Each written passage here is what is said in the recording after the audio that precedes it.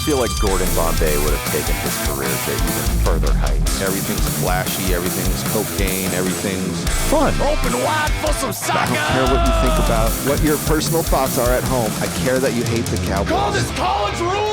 Welcome back, everybody, to the Sports Experience Podcast. I'm Dom, this is Chris, and we're back again for another awesome episode. Before we begin, just want to do a little housekeeping here. We're recording at Engle Studio here in Tucson, so come on downtown for all your recording needs.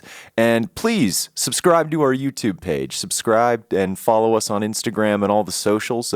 We need to pump those numbers up. We keep putting out quality content. Anything else to say, Chris? Yeah, try and like and comment on our social medias. We're going to try and be more active on that. And other than that, thanks for tuning in, and let's get right into it. All right, we're back on the diamond today with probably the best defensive shortstop who's ever played baseball. Something that I actually really loved about this, we're talking Ozzie Smith. I didn't know if that was obvious by the best, but something I loved I don't think Hannes Wagner fans are alive anymore.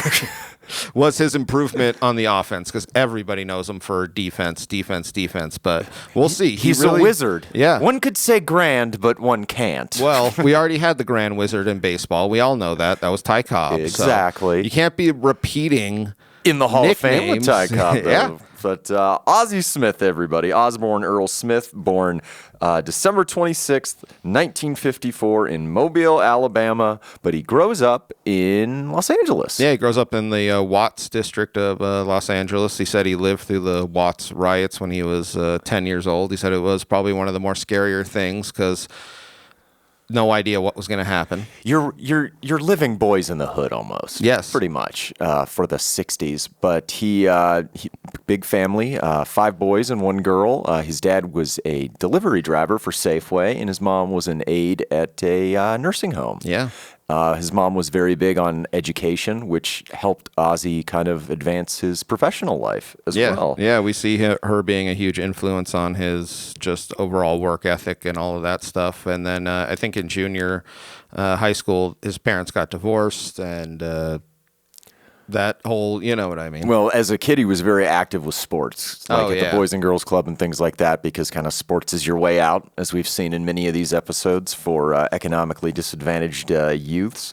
Him and his friends, though, he learned a very interesting skill as a kid. He learned how to do backflips. Oh, yes, the backflips. They would go and jump off into sawdust piles. Yeah, just for fun. Just for fun. Yeah. Hi, I'm Ozzie Smith, and welcome to Jackass. That's literally what it was like back. I mean, that's so great.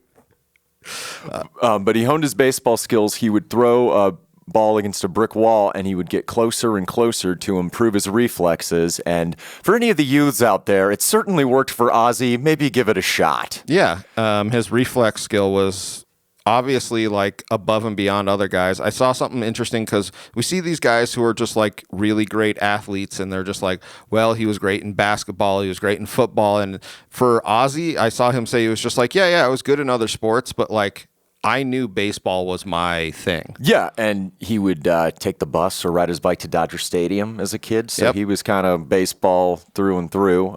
He went to Locke High in Los Angeles. He played on the basketball team with future Milwaukee Bucks All-Star Marcus Johnson, and baseball with arguably one of the greatest switch hitters that's ever played in Eddie Murray. I thought that was so ridiculous because they are both really good switch hitters. You don't think about it for Ozzie, but he is. But yeah, you don't Eddie think about him hitting. No, you just don't. But just to think of both of these guys being on this high school team. Did they lose a game? Yeah, it's ridiculous.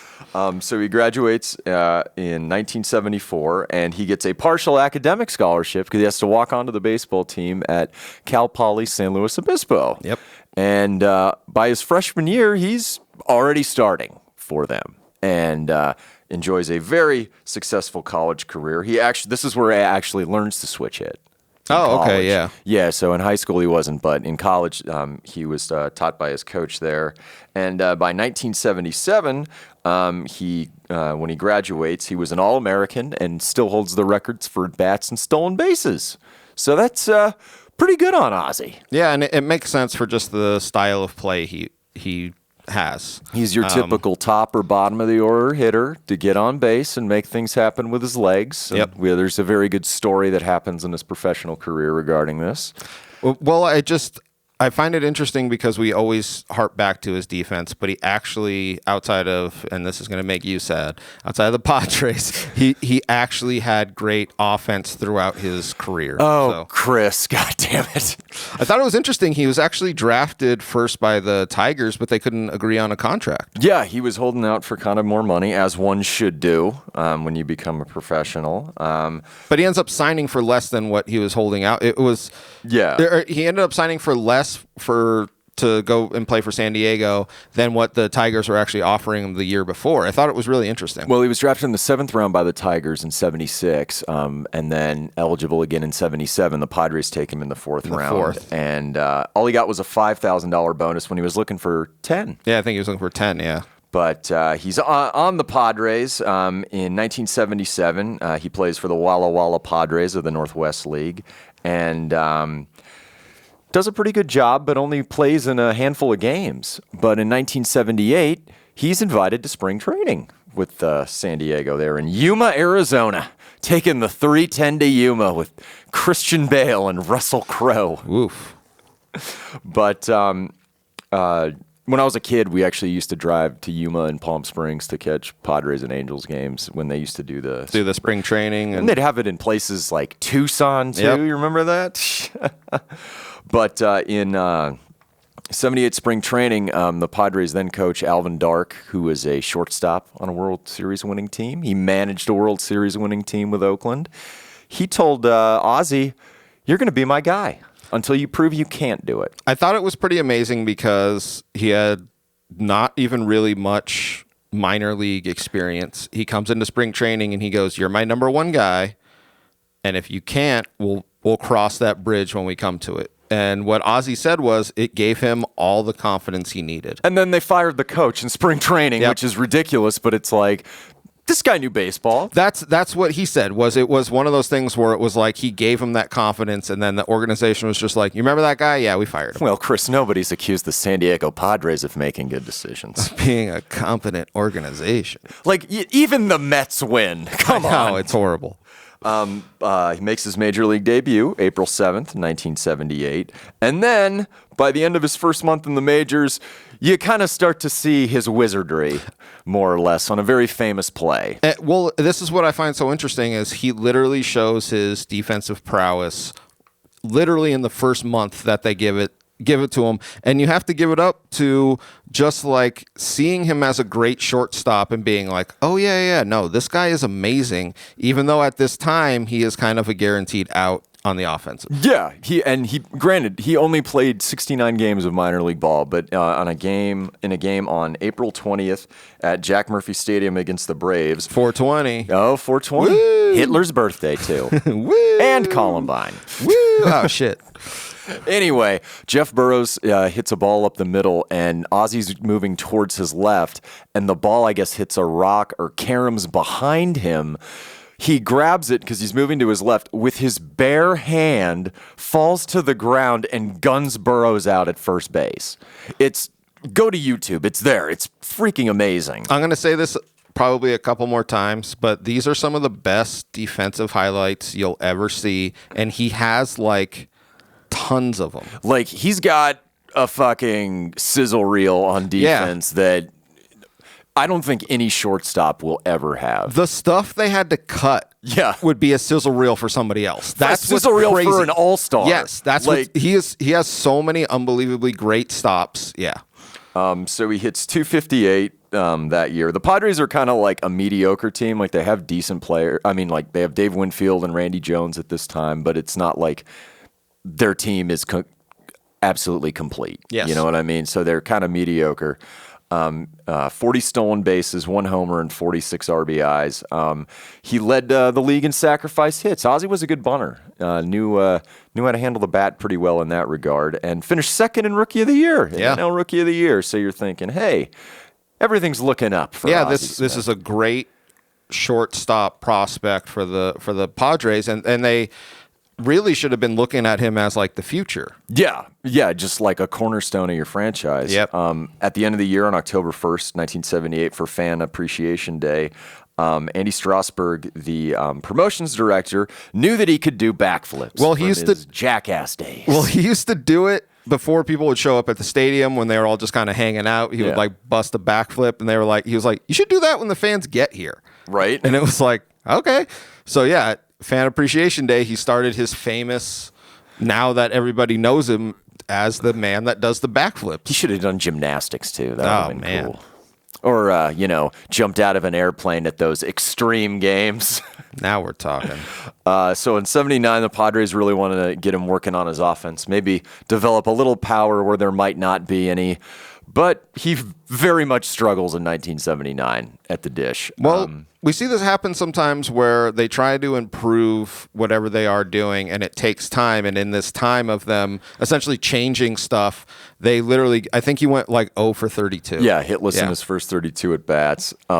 And that season, for the players who qualified for all the Triple Crown categories, he finished last in all of them. In batting average, 211, homers, 0, RBIs, 27.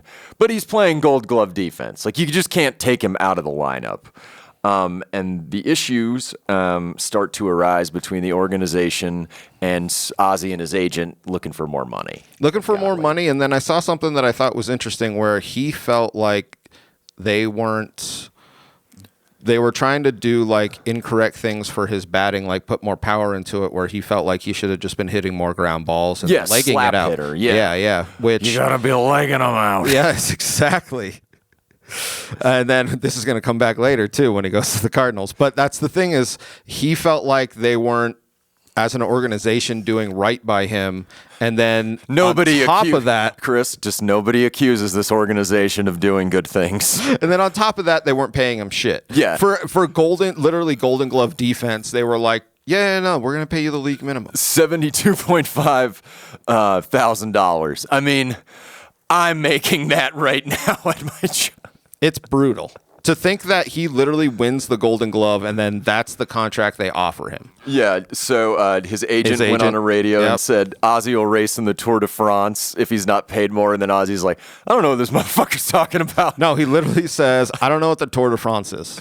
Yeah, Lance Armstrong knows what it is. Hell yeah. But also that offseason, he posted a help wanted in the San Diego Union Tribune that said Padres baseball player wants part-time employment to supplement income. And then somebody was like, oh God, Chris, here we go. They saw this fire, and then somebody was like, let's pour some gasoline on that fire. Let's drive a flaming gasoline truck into this fire. No.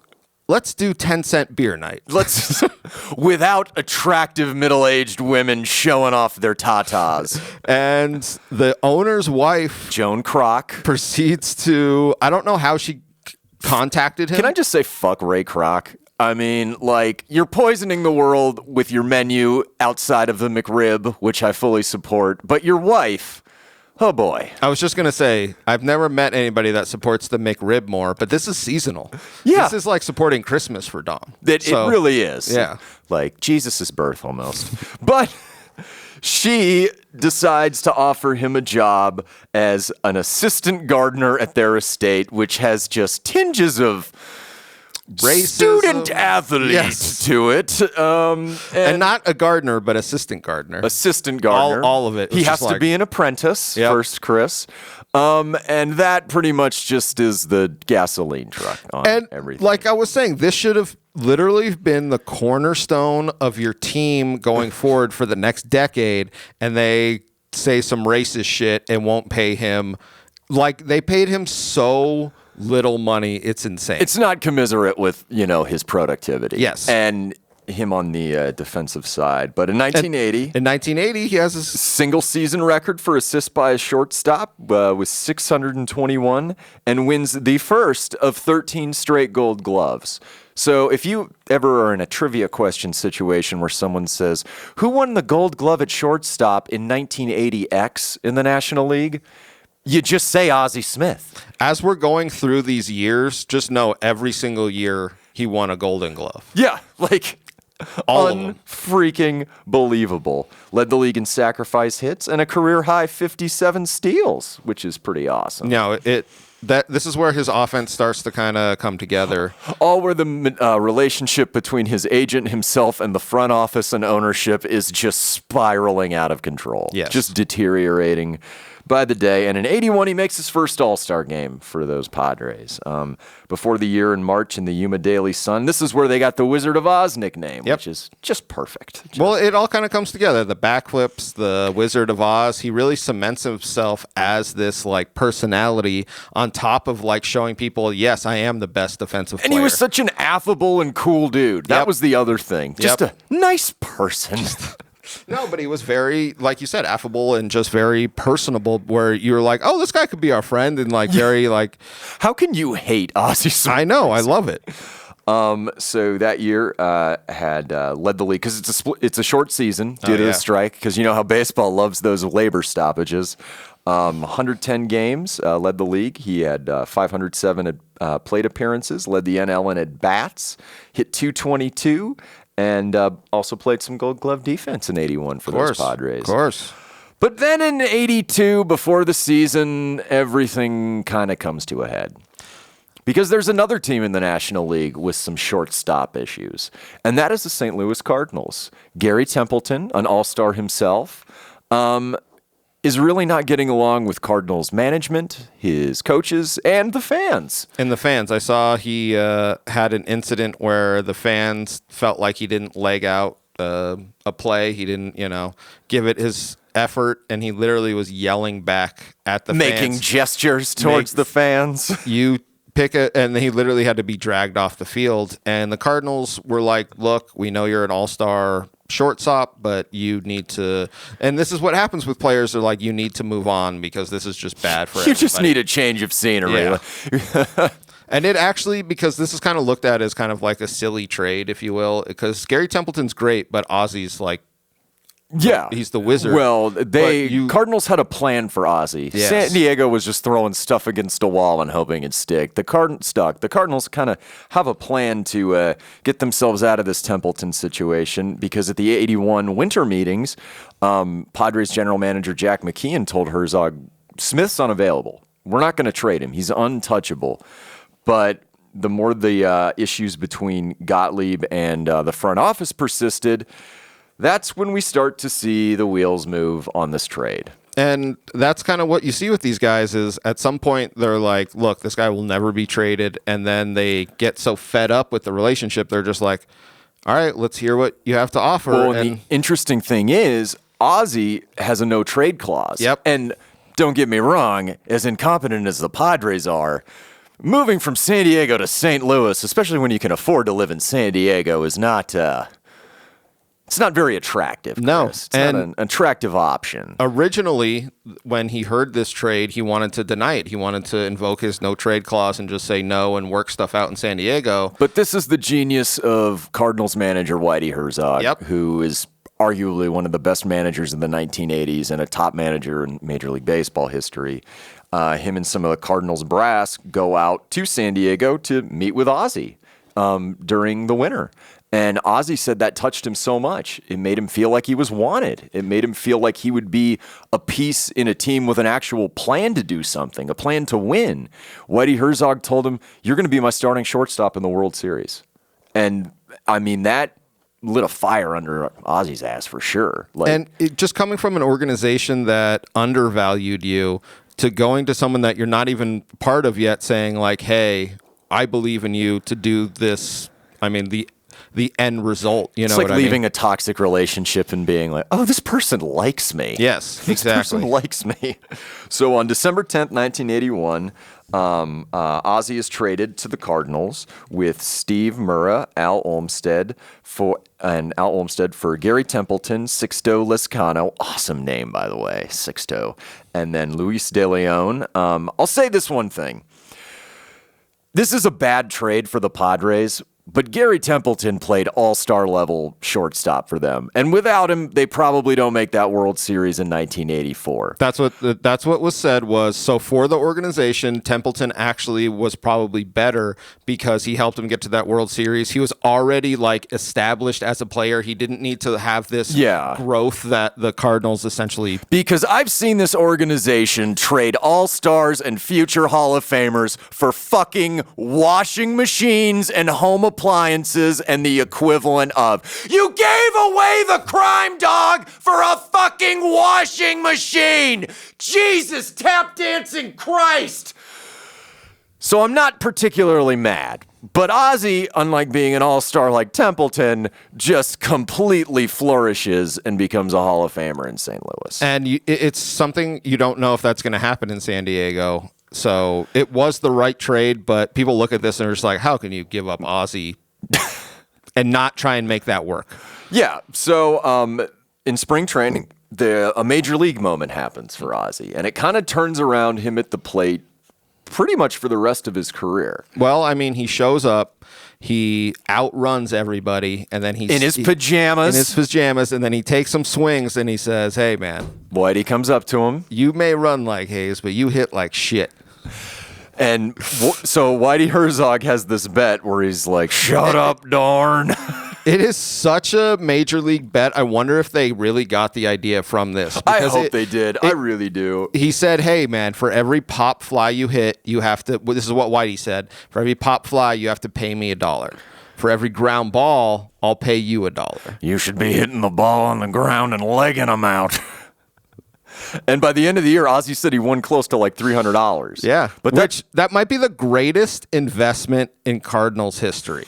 And at this time, if you don't know, unless you're like a autistic baseball fan, the Cardinals in this era, that's exactly the player that they wanted in their lineup, because this team was built, they called it Whitey Ball, specifically on speed, defense, and a couple of guys in your lineup with a little bit of pop like a Keith Hernandez. But this was all based on Busch Stadium turf, ground balls, legging them out, stealing bases, walking, great plate discipline, and making life hell on opposing pitchers on the base paths. I saw somebody say this, that they were questioning, they were like, is this the best group of defense, like of infield defenders that we would ever see together? Because that's literally what this team was built for. Oh, yeah. Was like, and the pitchers, I saw some interview with some of the starting pitchers, they were just like, yeah, we knew if it was a ground ball, it was going to get picked up. It wasn't going to get through to the outfield. And you're just like, that's what a crazy thing to think of as a pitcher. You're just like,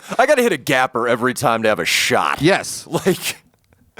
So the Cardinals in 82 are a very good team. They win 12 in a row in April. Ozzy has a nice season, hits 248, 24 doubles, 2 homers, 43 RBIs, 25 stolen bases.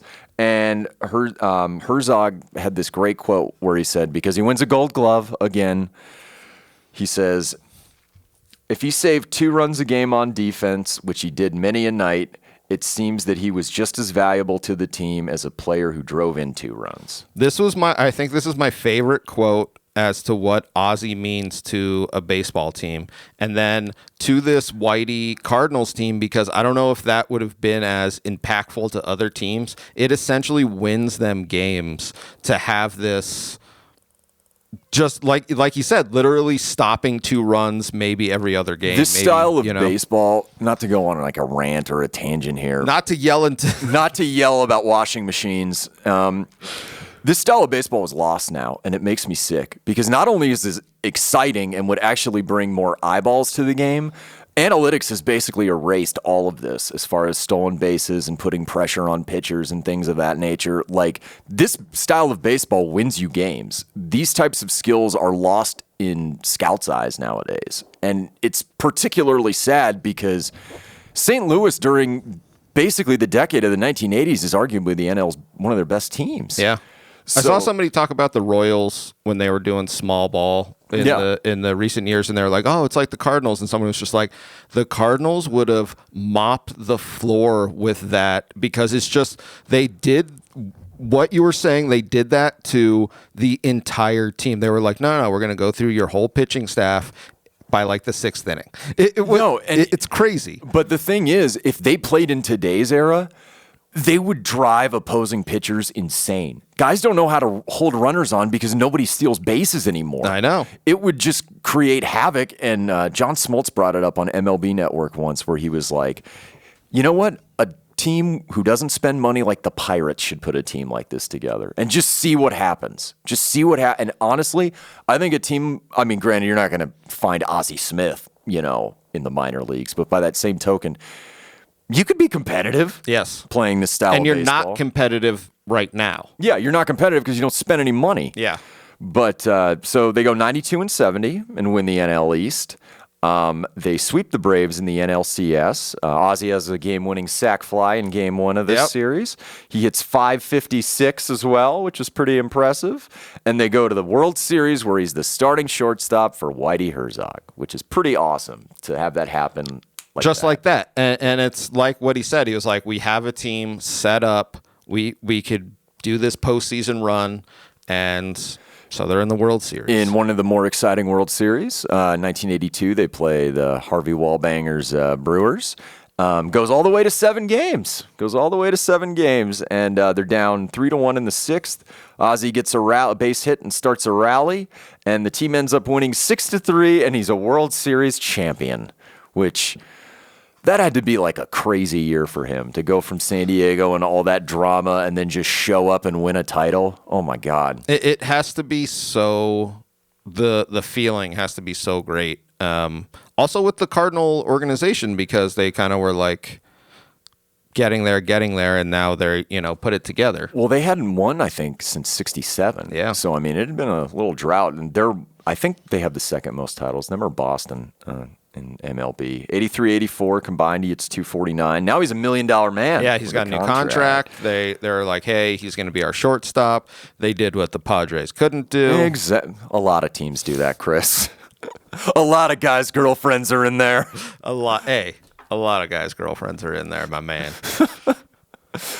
He misses a chunk of 84. In July, he gets hit by a pitch against the Padres of all teams. Yep, there will be another wrist. Injury like that. But in 85, really comes into his own at the dish. Hits 276. Career high 6 home runs. Well, Hell yes. This is where, and if you look at really because the Cards are like, we're gonna put this hitting thing, and they emphasize ground balls, which. That's what he was saying. It was just like they really saw like eye to eye as to what he should be doing. So you already got Tommy Herr there. You have Willie McGee there. But this year you have guys like Andy Van Slyke, Terry Pendleton, and now Jack Clark to replace Hernandez because he's over in New York trying to steer Strawberry and Gooden away from all the fun things that he encountered in our Drugs and Baseball episode. Yeah. Good thing Ozzie didn't indulge. Could you imagine him doing backflips on cocaine? Oh, my God. That would have been quite the spectacle. I'm Ozzie Smith, and welcome to Check. Ah, shit. So, 85, they win the NL East. Great team. They go 101-61. This is the really incredible NLCS. The series is tied 2-2, and they're at Busch Stadium for Game 5.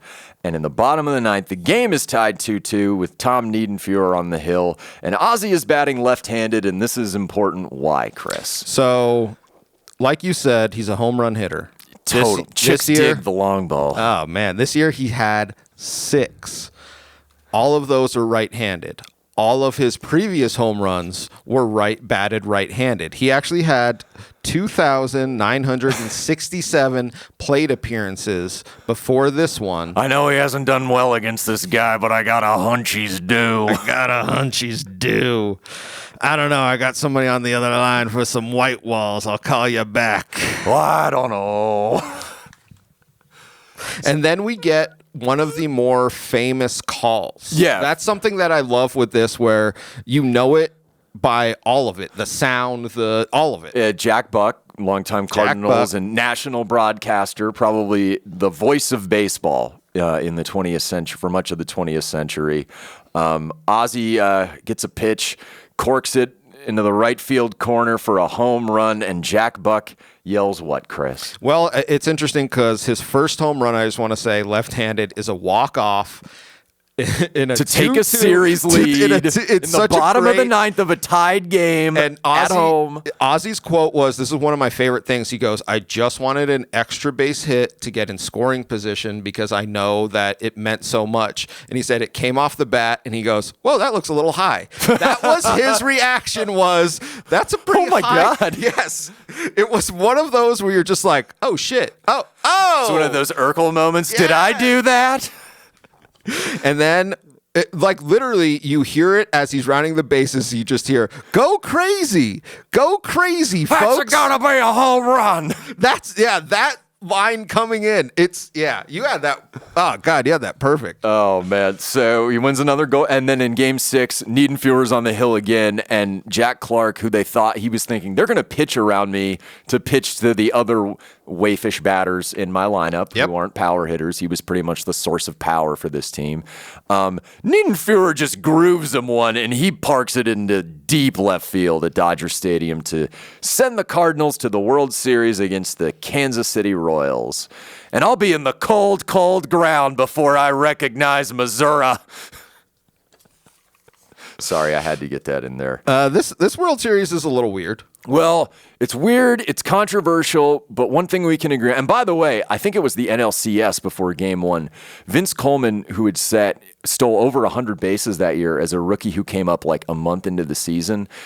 I don't know if you know this story, but they had these tarps at Busch Stadium that would roll out. They were automatic like tarps to cover the field. Oh, yeah. Coleman got his leg stuck in one. It was like literally the turf monster that got him, and he was out for the World Series. Yes, I do remember that. And the one thing that can be discussed is, amid all the controversy, all the weirdness of this World Series, is the Cardinals just didn't hit. Yes. Like the Ozzy had a horror, like all of it. Bats are afraid.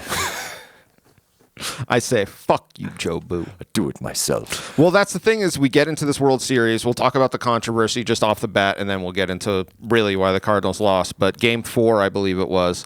And they're playing this Royals team, which they're lucky to even be in the World Series because the Blue Jays blew that 3-1 lead in the ALCS that year. So they're lucky to even be in it. And in this World Series, the Royals are down 3-1 again to St. Louis. And so it's Game 5. Yeah. Yeah, it's Game 5. No, it's Game 6 because they win Game 5. Oh, okay. And so they're in Game 6, and in the bottom of the ninth, Jorge Orta hits this kind of bouncer, and the pitcher has to cover first base. And when you watch the replay, Chris, I know it's really bad. Not only does the ball beat him to the bag, the pitcher's foot's on the bag. I think it's Todd Worrell. And everybody loses their shit on the field. And the umpire is Don Denkinger, by the way. I watched it because I saw somebody write a thing on it. They were just like, this is one of the worst calls in one of the biggest games you will ever see. I mean, if you want to advocate for instant replay in baseball, this is one of them because it not only decides a game, it decides a World Series, essentially, in Game 6. Yes. The Royals tied the game. They win in extra innings. And then in Game 7, they win by 10-plus runs. Yeah. And, you're just confused as to how this happened. But the Cardinals didn't do themselves any favors, in this World Series. Ozzy, not the only one, but he hit under 100. Yeah. He hit 087, 2 for 28. And after the Game 7, basically, debacle, the Cardinals go home without a World Series, which is kind of sad, to be honest. And somebody, when you think about this, it's almost like you're watching something and the lens is smudged because you're like, well, what if this happened? And that's what it reverberates through the whole series where, for Game 7, because you're like, well, should we even be here? It's like, it's one of those things Are where... we supposed to be playing? Yes. And definitely crushed them one thing about 85, though, with Ozzy is he played most of the season with a torn rotator cuff. So he was diving back into first base on a pickoff move against the Padres, oddly enough. He just injures himself against the Padres. It's just like, Coach, can you just take me out of the lineup for this series? Just this series. Just San Diego, my man. But he basically talked about, I would try to do everything except throw a baseball with my left hand because my right shoulder was just so shot. He would try and open doors, literally anything. And he had this quote where he was just like, I'm going to make it to where I'm going to play through the pain and not get surgery. Chicks dig scars. So he's kind of banged up for 86. For the 86 opener, his son Nico does a backflip. I thought that was great. Yeah. And then in August, he makes another incredible play, August 4th. He dives parallel to Kurt Ford and makes a Willie Mays almost basket catch parallel to the ground. I heard him talking about this, and he said the only thing that was scary, and if you watch it, his foot comes up and almost catches Ozzy in the face. Right. And he was just like, that was it, because I caught the ball, and I just saw a cleat, and I was like, whoa, all right, that was all right. Should have contacted Johnny Knoxville. But the guy that hit the ball did want to bring up a Mr. Von Hayes. Always reminds me of Sonny. Oh, next you're going to tell me you don't know who Von Hayes is. Or Nobody Steve knows Bedrock Von Bedrosian. Come on, man. Let's go throw some rocks at trains, Chris. He hits 280 with 54 RBIs, wins a Gold Glove. Unfortunately, in 86 in the NL East, there's a Leviathan, a fun Leviathan known as the New York Mets, who ruined their postseason dreams. But in 87, this is where Ozzy likely should have won the MVP. Oh, yes. Hits a career-high 303 with 75 RBIs, combined 44 doubles and triples, 43 stolen bases, and a career-high 775 OPS, which is pretty good. He first and only Silver Slugger that year, second in the MVP to Andre Dawson, who's also in the Hall of Fame. But a lot of people felt like he should. It's one of those where you're just like, looking back, you're like, should Ozzy have won that? Well, people talk about how in this vote, because the Cubs finished last that year, Ozzy and Jack Clark, who had a great year, split the vote between them on the first place team. And that's what they were saying, was just like, well, I mean, he's on a better team with a better player. And then, Yeah. Career high 104 runs. Didn't want to bring that up. They go to the NLCS against the Giants. A very awesome series, by the way, if you go back and watch that. 7 games, hits 200. He was a leading vote getter at the All-Star game that year, too. I did want to mention that. And then they go to the 87 World Series and run into Kirby Puckett and the Twins. And this is one of those that it's just one of those interesting statistics where the home team won every game. And Jack Clark isn't playing in this series either. So they're down another man in this one. And, well, you can go listen to our Puckett episode for a little more in depth, but the Cardinals do not come out victorious. No. But in 1988, he's now the highest paid player in the National League with $2.4 million for a guy that hit 0 home runs the season before. Could you imagine that? It's for such a non-pitcher? It's such a thing that for this Cardinal organization, they were like, no, this is our guy. We understand that you're not going to pay him that, but we are. And what's kind of sad, though, about this kind of upcoming era, though, from 88 to 92, the Cardinals start to age, and you start to see the rise of teams like the Pirates in that division, like kind of starting to dominate. And isn't this when the owner dies, and then there's kind of like a shift? The Bush owner dies, 1990, Whitey Herzog quits. Yep. There's just the shift in the organization. And like you were saying, a lot of the guys start aging into their 30s. And they're just a middling team in the NL East at this juncture. Ozzy's still putting up his normal numbers at the dish. Golden Gloves. Golden Gloves every year from 88 to 92.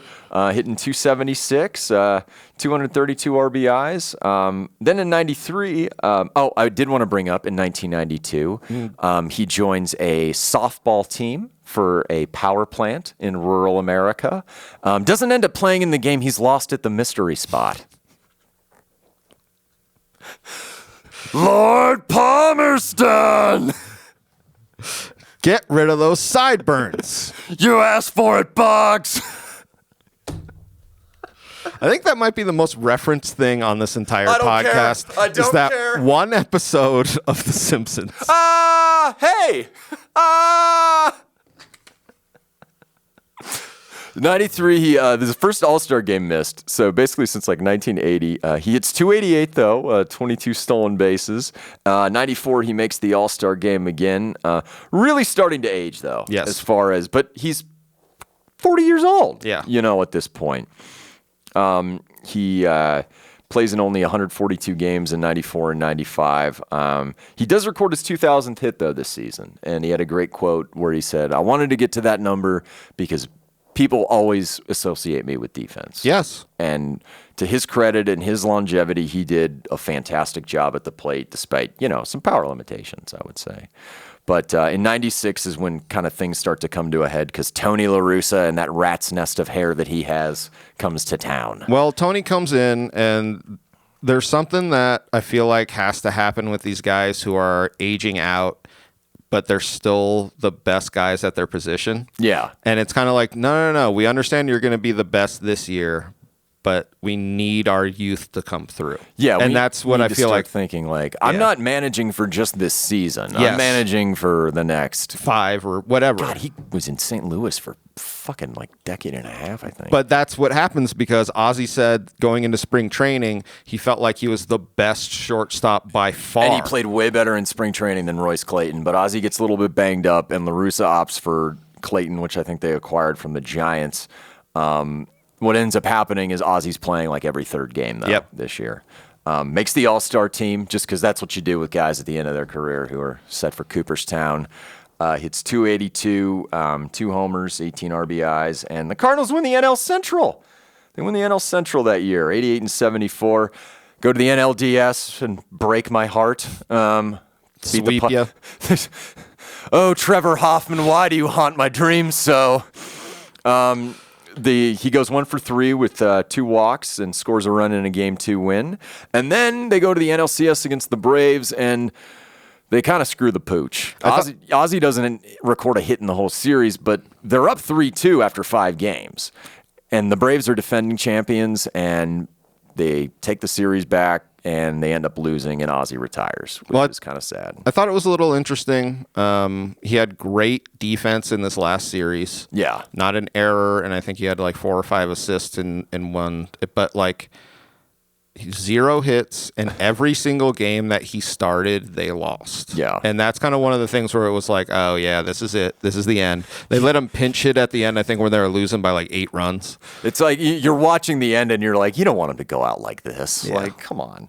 But ends up retiring, finds a job in the media This Week in Baseball after his career for a couple of years. And in 2002, he's elected to the Hall of Fame. Yeah. Which is awesome. Just awesome for him. And appropriate because I don't think we'll ever see a player as defensively dominant as that. Bud Harrelson, who played for those Mets teams in the 60s and early 70s, had said something like, you'd see a guy hit a baseball or Ozzy make a play or miss a play out there, and you'd be like, could Ozzy have gotten that? Yeah. Or then if Ozzy missed one, you're like, nobody could have gotten that one. Well, something that I heard other shortstops say was he like revolutionized the position in that he came up with a bunch of training tactics so he would train or he would get people to hit balls at him when he was on his knees, so it was just the motion of his hands. And then like just do shit like that where like people were saying like, oh, he's doing stuff at like another level, like attacking the baseball, and just like he was just on another level for a shortstop in this era. That's why he you won. Combine the athleticism and the intelligence and the work ethic, you're just like, oh, this guy's a perfect fit. Yes. Like he can do things not only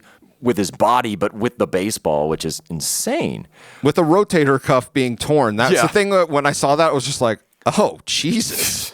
Because you can't really see a drop-off. He's going to throw the ball across the damn diamond. Like, oh, God. He's running it up and putting it into the, like, sandlot. Oh, my God. Sorry. Handing him the ball. Sorry. Sorry. You're killing me, Ozzy. Hey, girls. No, 2002. Did you plan that? Been planning it for years. Oh, Michael Squints Palidorus. Hashtag me too. He said he planned that, you guys. Guys, he planned that. He gets a statue outside of Busch Stadium. The guy who was the sculptor had said something. You spend half your career up in the air. That makes it pretty difficult to do a statue with. That's great. But Ozzie Smith finished his career with 2,460 hits, 793 RBIs, 580 stolen bases. Yeah. Then again, everyone on those 80s Cardinals teams could steal bases.